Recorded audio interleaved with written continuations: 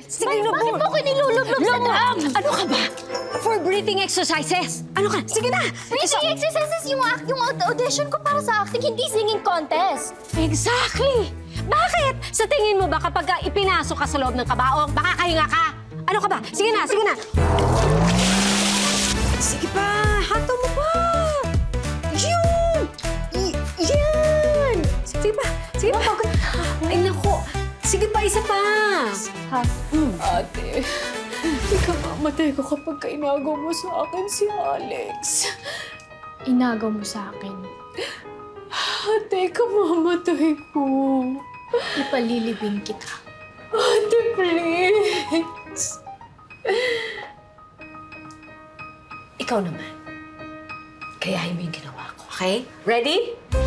Nay naman! Ayoko na! Ano ka ba? Sandali lang yung ginawa mo. Tinan mo nga si Regine Velasquez. Hindi magiging Regine Velasquez yun kung hindi nilulubog sa dam. Sige na! Nay, hindi ako si Regine! Kapag ka nagkaroon ng audition, ha? At sabihin sa'yo na, marunong ba yung kumanta? Oh, ano? Ano sasabihin natin doon? Oo, nilulubog ako ng nanay ko sa drum, kaya marunong ako kumanta. Oh, ayun na nga! Yun nga ang gusto ko nga mangyari. Kaya sige na nga! Sige na! Oh. Anak, may pasalubong ako sa'yo. Ano po yan, Nay?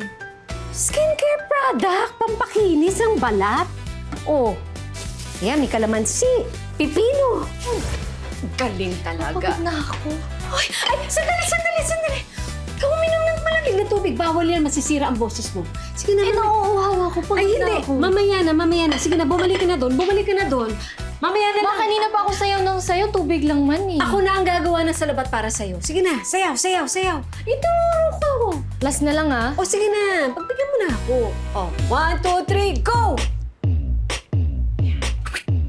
Yun!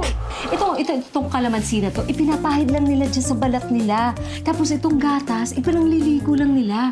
Nay, sayang naman kung ipapaligo mo to sa akin. Ano ka ba naman, anak? Kailangan maganda ang kutis mo. Alalahanin mo next week na yung audition mo. Oh, so dapat mas lalo kang gumanda sa audition.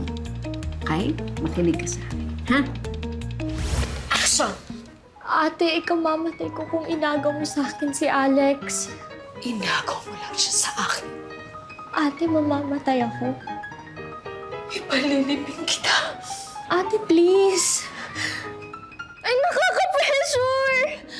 Ang hirap naman yan. Ano nakaka-pressure? Hindi pa pwede yung mababa lang. Tsaka overacting yung acting mo, Nay.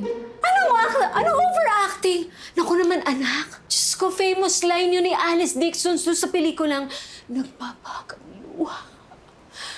Next time na, pagod na ako. Gusto ko na matulog. Ay, hindi na. Hindi pa tayo tapos. Ang dami ko kasing ginawa sa school. Time out muna, please. Sige na, Nay. Sige na nga. Thank Bukas you, na lang ulit tayo mag-workshop. Thank you, Nay.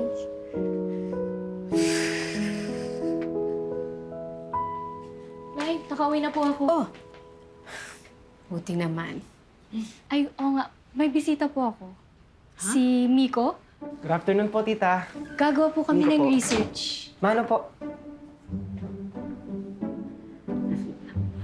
Anong ginagawa mo dito? Naniligaw ka ba sa anak ko? Nay naman. Eh, gusto ko lang malaman. Pero hindi mo pa sinasagot ang tanong ko. Manliligaw ka ba sa anak ko? Hindi po ako nanliligaw, tita. Nandito po ako kasi gagawa po kami ng research paper para po sa final requirement namin sa clearance. Malapit na po kasi yung deadline ng research namin. Eh, pero Alice, malapit na rin din yung deadline ng audition mo.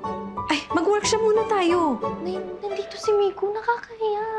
Okay lang yan. Parang panood kita. Oh, basta, mag-ready na, ha? Oh, saglit, ha? Aayusin ko muna tong aking props. Alright?